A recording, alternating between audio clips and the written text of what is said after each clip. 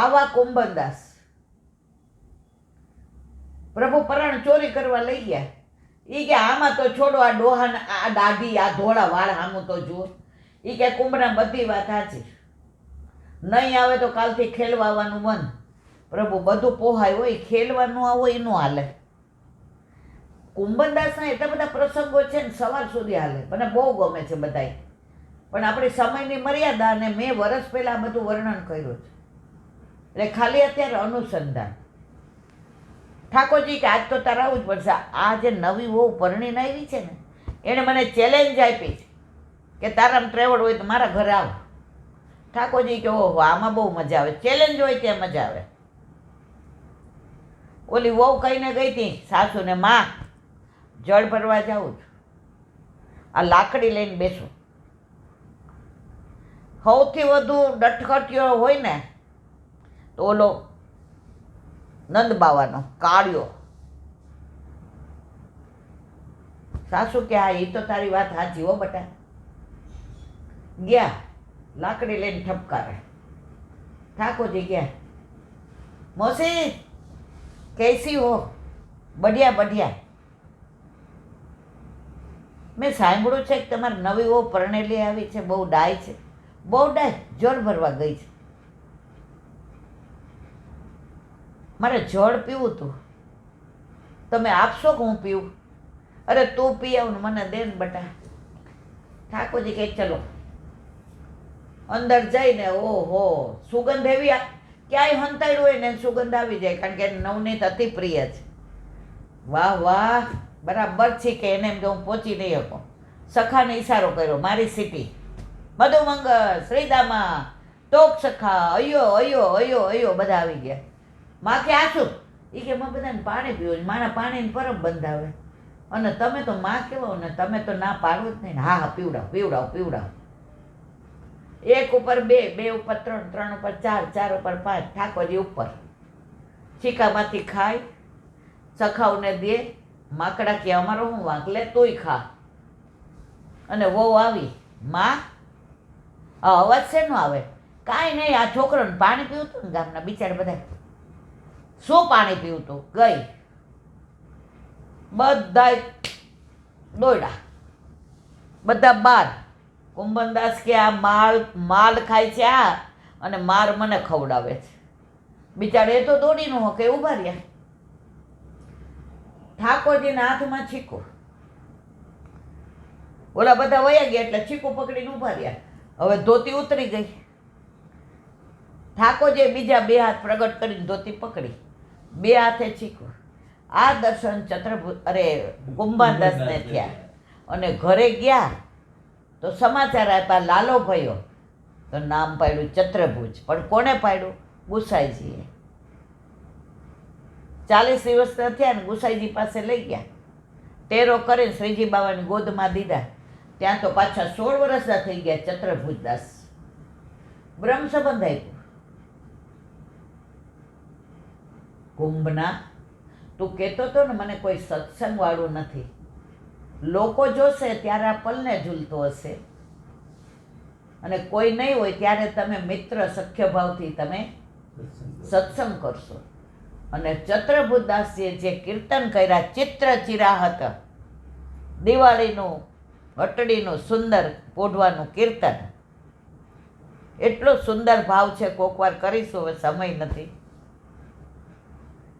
ત્યારે ચત્રભુજદાસને કહ્યું, તું તો પ્રમેય સુધી પહોંચી ગયો, ત્યારે પ્રમાણની જરૂર જ નથી. આવા કુંભનદાસ લીલામાં પહોંચી ગયા. એમની કુંભન તલાઈ, કુંભન કૂપ, એમના બેઠકજી અમને જમનાવતા ગામ, જ્યાં જમનાજી ત્યારે વહેતા હતા. મારા વાલા એક એક ભક્ત હોય, 84, 252 કે અષ્ટ સખાઓ, એમનો જે ભાવ છે, એમની અંદર જે ભરી ભરીને પુષ્ટિ ભક્તિ ભરી છે, મારા જેવા તો વર્ણન શું કરે. પણ મને આ બધા ભક્તો એટલે બહુ ગમે છે કે એની અંદર જે ભાવ ભર્યો છે, એ આપણામાં કદાચ નહીં, છે જ નહીં, પણ એનું વર્ણન કરીએ ને એટલી વાર એ સખા અંદર બિરાજી જાય, તો એટલી વાર લૌકિક બધું અંદરથી નીકળી જાય, અને એમના ભાવથી ને એટલી વાર ઠાકોરજી આપણી પાસે ને પાસે જ રહે, એમાં કોઈ શંકાને સ્થાન નથી. બોલો વલ્લભા. આપણે હરિરાય વાંગ મુક્તાવલી.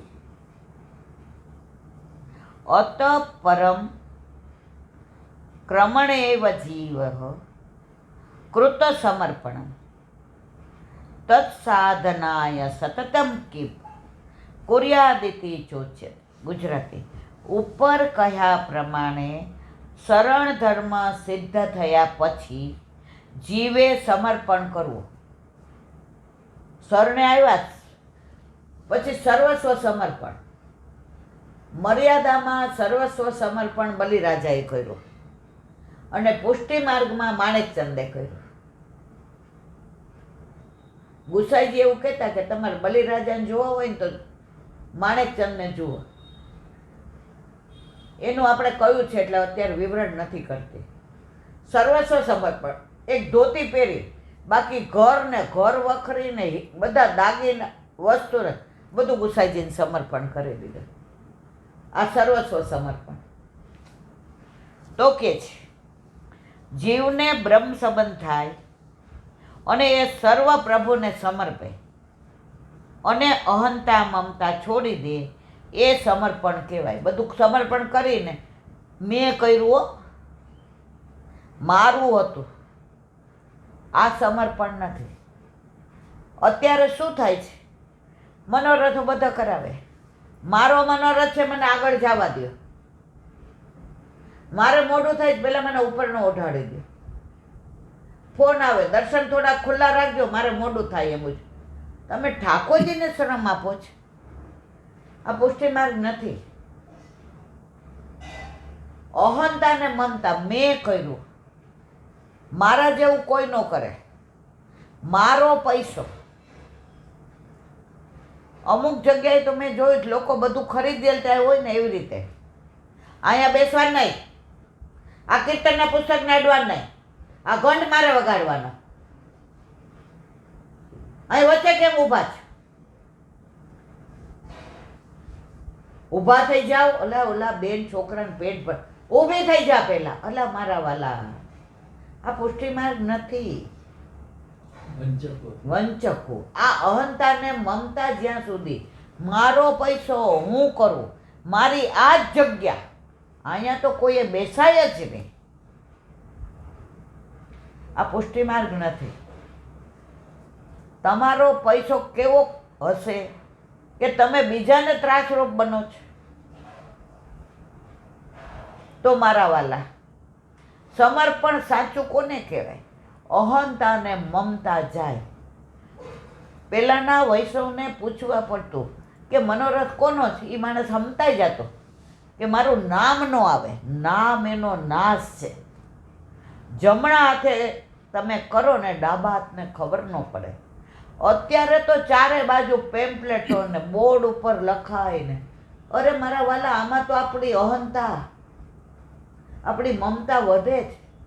પુષ્ટિમાંથી આપણે દૂર જઈએ છીએ. વલ્લભે બધું ગુપ્ત જ આપ્યું. સેવા ગુપ્ત રીતે કરો. વલ્લભે ક્યાંય આટલા મંદિર બંધાવ્યા? વલ્લભે ક્યાંય લખ્યું મેં અહીંયા આમ કર્યું, મેં અહીંયા કનકાભિષેક કર્યો, મેં અહીંયા રામભદ્રને ઘટ સરસ્વતીને હરાવ્યા? ક્યાંય વલ્લભે નથી કીધું.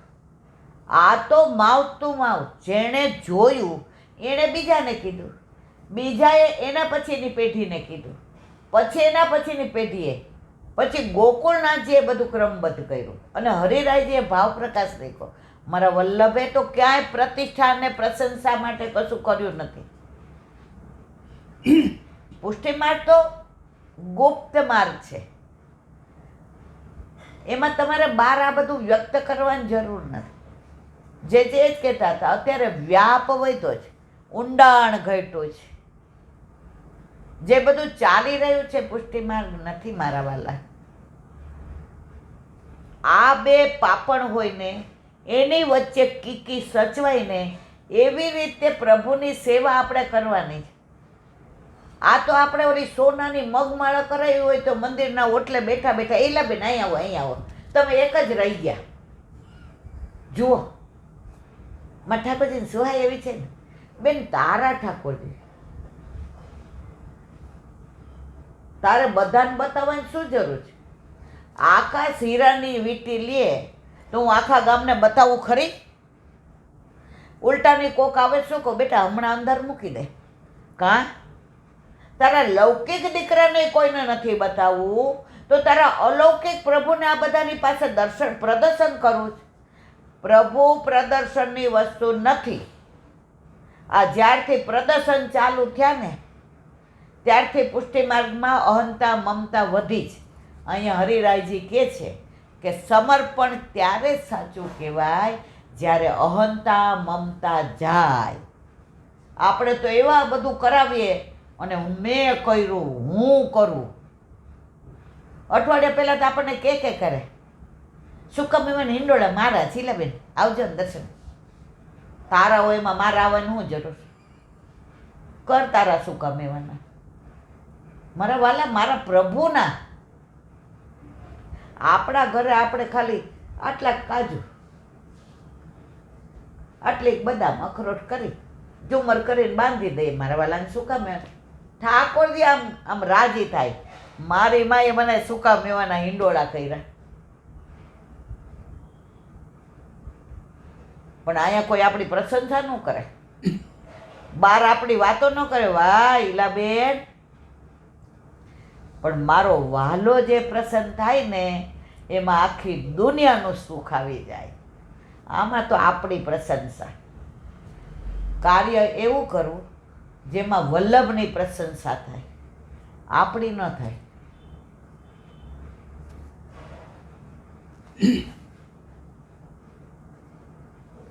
અને અહંતા મમતા છોડી દે એ સમર્પણ કહેવાય. સમર્પણ કર્યા પછી સમર્પણ સાધવા માટે, સાર્થક કરવા માટે શું કરવું જોઈએ એ હવે હરિરાય કાલે કહેશે. બોલો હરિરાય મહાપ્રભુજી. આ બધામાં એટલો બધો ભાવ ભર્યો છે.